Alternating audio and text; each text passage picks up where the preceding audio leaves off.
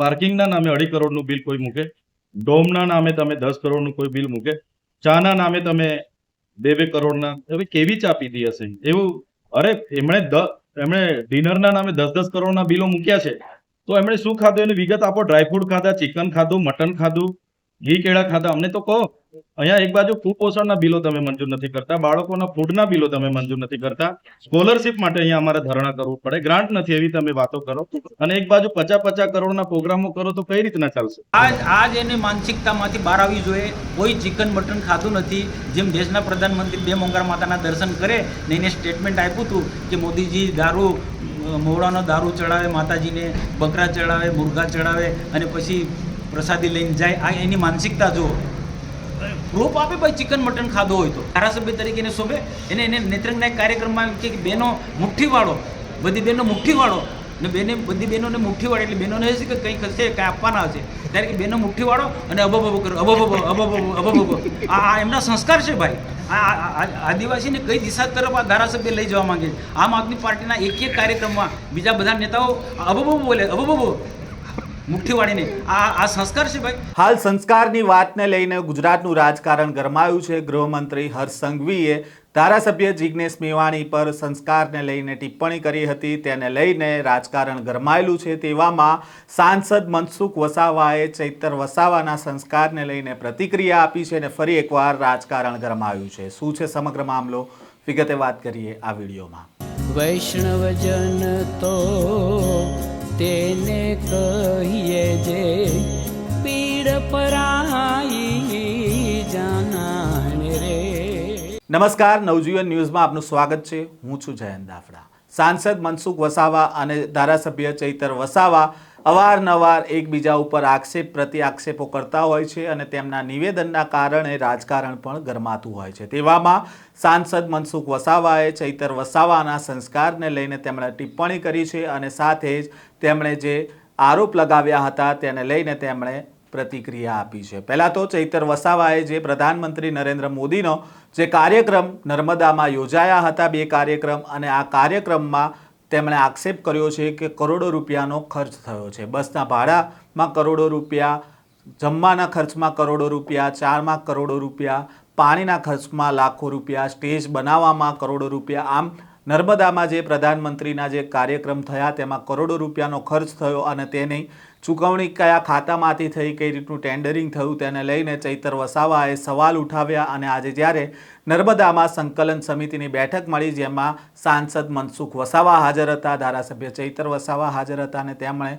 આ અંગે સવાલો કર્યા હતા અને ચૈતર વસાવાએ કહ્યું કે તેમને સંતોષકારક જવાબ નથી આપવામાં આવ્યો. તેમણે આક્ષેપ કર્યો કે નર્મદા પછાત જિલ્લો છે અને અહીંયા કુપોષણનો શિકાર બની રહેલા બાળકો પણ છે અને અહીંયા જે બજેટ છે તે આદિવાસી વિસ્તારમાં વપરાવવું જોઈએ, આદિવાસી વિસ્તારમાં શિક્ષણની કમી છે તે દૂર થવી જોઈએ અને તેની પાછળ બાળકોના ભવિષ્યને લઈને ખર્ચ થવો જોઈએ. પરંતુ આ કરોડો રૂપિયા છે તે પ્રધાનમંત્રી નરેન્દ્ર મોદીના કાર્યક્રમમાં વપરાયા અને તેને જ લઈને ચૈતર વસાવાએ મોટા આક્ષેપો કર્યા અને આ આક્ષેપો બાદ મનસુખ વસાવાની પણ પ્રતિક્રિયા સામે આવી અને તેમણે ચૈતર વસાવાએ જે સવાલો ઉઠાવ્યા હતા તેને લઈને જવાબો પણ આપ્યા છે. પહેલાં તો ધારાસભ્ય ચૈતર વસાવાએ શું આક્ષેપ કર્યા હતા અને તેના જવાબમાં સાંસદ મનસુખ વસાવાએ શું પ્રતિક્રિયા આપી છે, સાંભળીએ બંને નેતાઓને.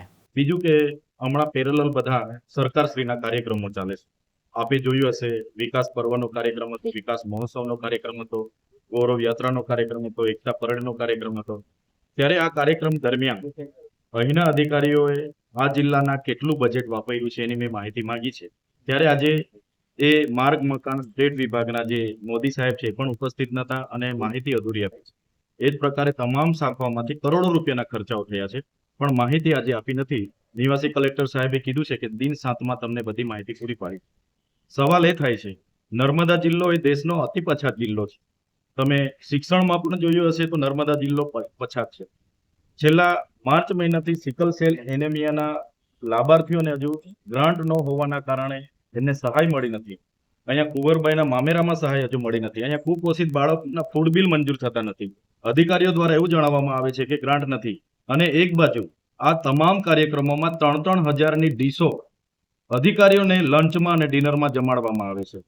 કરોડો રૂપિયાની ચા પીવડાવેલી છે 48 લાખ રૂપિયાનું એક કાર્યક્રમમાં પાણીનું બિલ છે. તો આવા બુફેના બિલ લાખોમાં છે, બસોના બિલ 6 કરોડ રૂપિયા છે, સ્ટેજના બિલ 10 કરોડ રૂપિયા છે. તો જે ટ્રાઇબલના વિકાસ માટેનું બજેટ આવે છે, અધિકારીઓ એમના લાગતા વળગતાઓની એજન્સીઓને બારોબાર ટેન્ડરો આપીને કરોડો રૂપિયા ટ્રાઇબલના બજેટમાંથી વાપરી રહ્યા છે. કાર્યક્રમો સારા થાય છે, એમને અભિનંદન આપીએ છીએ, પણ કાર્યક્રમો અમે પણ કરીએ છીએ, અમને પણ ખબર છે સ્ટેજનું બિલ કેટલું હોય, પાણીનું જમણવાનું, કરોડો રૂપિયા તો ના હોય ને. તો એ બિલો એ લોકો આપતા નથી, પણ ખૂબ મોટો ભ્રષ્ટાચાર આ કાર્યક્રમોના નામે થાય છે. અમે એક 5 લાખનું કામ કરવા માટે અમારે જેમ પર ટેન્ડર મંજૂર કરાવવું પડે, એજન્સી નિવિદા પાડે અને પછી અમારું કામ થાય છે. ત્યારે અહીંયા 10 જ દિવસમાં પોતાના લાગતા વળગતા એજન્સીઓને 10 કરોડના દોડના બિલો આપવામાં આવે છે, 10 કરોડના સ્ટેજના બિલો ચૂકવવામાં આવે છે, 6 કરોડના બસના બિલો ચૂકવવામાં આવે છે, 2 કરોડના ચા નાસ્તાના બિલો ચૂકવવામાં આવે છે, 48-50 લાખના પાણીના બિલો ચૂકવવામાં આવે છે. જો આ જ રીતના નર્મદા જિલ્લાનું બજેટ સરકારી કાર્યક્રમોમાં પૂરું થશે તો બાળકો માટે આપણે કુપોષણ કઈ રીતના દૂર કરીશું, સિકલ સેલ કઈ રીતના દૂર કરીશું, શાળાઓના ઓરડાઓ કઈ રીતના બનાવીશું, આંગણવાડીઓ કઈ રીતના બનાવીશું. એટલે આ બહુ ગંભીર બાબત છે. એટલે ટ્રાઇબલનું બજેટ જે સરકારી કાર્યક્રમોમાં વપરાય છે, પ્રજાના ટેક્સના દિવાળીઓ થાય છે, એનાથી અમે નારાજ છે. બધી વાતો તો ચોક્કસપણે કહેવા માંગુ છું, જે પણ કાર્યક્રમો કયા આજ દિન સુધી કોઈ બિરસા મુંડાજીની જયંતિ નહોતા મનાવતા, વડાપ્રધાન આવ્યા એમને અમે આવકારીએ છીએ. મારી જે પ્રતિમા મેં મૂકી હતી મારી આગેવાનીમાં, એમને ફૂલ અર્પણ કર્યા છે. અમારા માટે તો ગૌરવની જ વાત છે ને, એટલે અમે અભિનંદન આપીએ છીએ.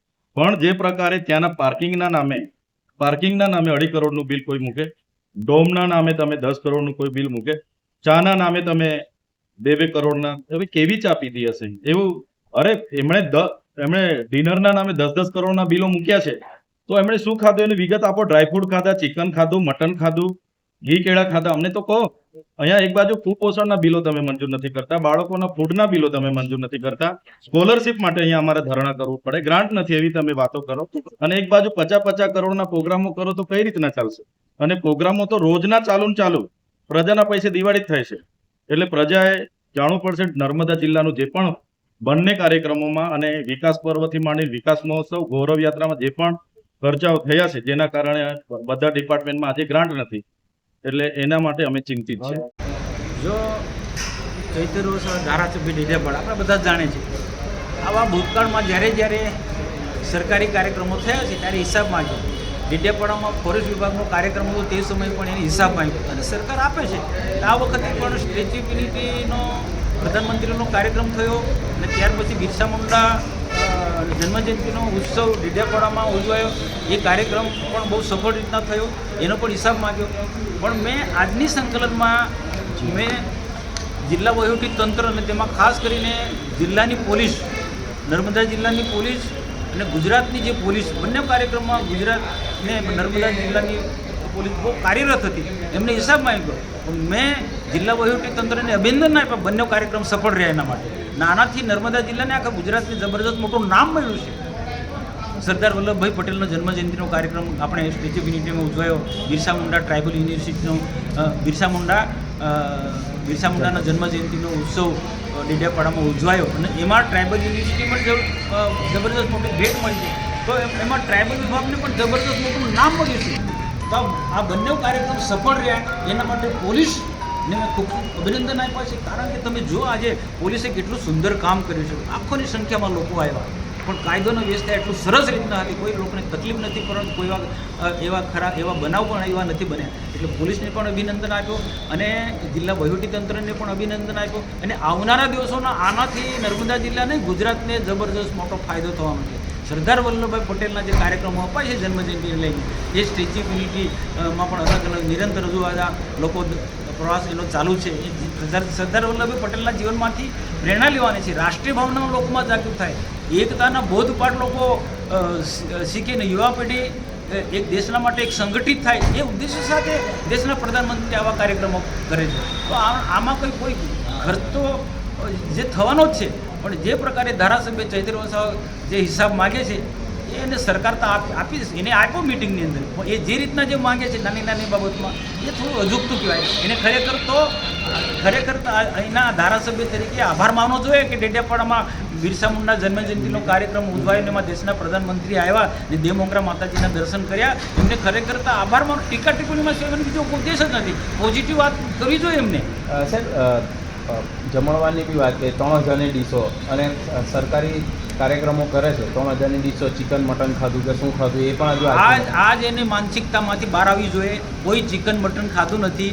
જેમ દેશના પ્રધાનમંત્રી બે મોંઘા માતાના દર્શન કરે ને એને સ્ટેટમેન્ટ આપ્યું હતું કે મોદીજી દારૂ મોવડાનો દારૂ ચડાવે માતાજીને, બકરા ચડાવે, મુર્ગા ચડાવે અને પછી પ્રસાદી લઈને જાય. આ એની માનસિકતા જો પ્રૂફ આપે ભાઈ ચિકન મટન ખાધો હોય તો ચિકન મટન. અને કદાચ કોઈ અધિકારી જેને જે આખા દેશમાંથી આવ્યા તો કોઈ મદ્રાસમાંથી કોઈ આવ્યા તો કોઈ બીજા પણ કેટલાક પ્રવાસીયા કેટલાક લોકોને પ્રાઇવેટ જગ્યાએ ગયા એને ખાધું. એની સાથે સરકારના વહીવટીતંત્રને કોઈ લેવા દેવા નહીં. પણ સરકાર તરફથી એવી કોઈ વ્યવસ્થા નથી થઈ. પણ આ ગ્રાન્ટોમાંથી જ આ રૂપિયાની ચૂકવણીઓ થઈ છે. ભાઈ બે મોટા રાષ્ટ્રીય કાર્યક્રમો થયા. સરદાર વલ્લભભાઈ પટેલનો જન્મજયંતિનો ઉત્સવ ધામધૂમથી ઉજવાયો. બિરસા મુંડા ભગવાનના જન્મજયંતિનો ઉત્સવ ડેડિયાપાડામાં ધામધૂમથી ઉજવાયો. તો એના તો પ્રધાનમંત્રી આવે છે તો ખર્ચ તો થવાનો જ છે ભાઈ. અને કેટલી જનતા આવી છે, કેટલા બધા આખા દેશના કેટલાક અલગ વિભાગના અધિકારીઓ ઉપસ્થિત રહ્યા, મંત્રીઓ પણ એના કાર્યક્રમને સફળ બનાવવા માટે એના પહેલાં આવ્યા છે. તો એ સ્વાભાવિક છે કે ખર્ચ તો થવાનો જ છે. કાર્યક્રમો અમે પણ કર્યા છે પણ આટલો ખર્ચો નથી. હવે એમના કાર્યક્રમોના આ કાર્યક્રમ એ તો સ્ટાર બેન્ડ લાવવાનું, લોકોને નચાવવાનું, કૂદાવવાના અને હબો કરવાનો એ ધારાસભ્ય તરીકે એને શોભે. એને નેત્રંગના એક કાર્યક્રમમાં કે બહેનો મુઠ્ઠીવાળો, બધી બહેનો મુઠ્ઠીવાળો ને બધી બહેનોને મુઠ્ઠીવાળો એટલે બહેનોને એ છે કે કંઈક હશે કંઈ આપવાના હશે ત્યારે કે બહેનો મુઠ્ઠીવાળો અને અબો કરો અબો. આ એમના સંસ્કાર છે ભાઈ. આ આદિવાસીને કઈ દિશા તરફ આ ધારાસભ્ય લઈ જવા માંગે છે. આમ આદમી પાર્ટીના એક કાર્યક્રમમાં બીજા બધા નેતાઓ અબો બોલે અબો મુઠ્ઠીવાળીને. આ સંસ્કાર છે ભાઈ. બિરસા મુંડાના જીવનમાંથી પ્રેરણા લો. બિરસા મુંડાએ તો એવું કીધું છે પૂર્વજો અંધશ્રદ્ધા દૂર કરો, વ્યસનો દૂર કરો અને શિક્ષણ પર ભાર મૂકો તો આદિવાસીનો વિકાસ થવાનો. બિરસા મુંડામાંથી પ્રેરણા લેવી જોઈએ. ને રાજ્ય સરકાર, ભારત સરકાર, દેશના પ્રધાનમંત્રી અમે આ કામ કરી રહ્યા છીએ. દેશને વિકાસના માર્ગે લઈ જવા માંગે, આદિવાસી દેશના વિકાસમાં જોડે એ રીતના. અને આજે નર્મદા જિલ્લામાં આજે જે બે મોટા કાર્યક્રમ થયા છે, આખા નર્મદા જિલ્લા જ નહીં આખા ગુજરાતને આખા દેશે એને જોયો છે, વિશ્વના લોકોએ જોયું છે આ બંને કાર્યક્રમનો. એકતા પરેડનો કાર્યક્રમ કેટલો સુંદર એકતા પરેડનો કાર્યક્રમ હતો.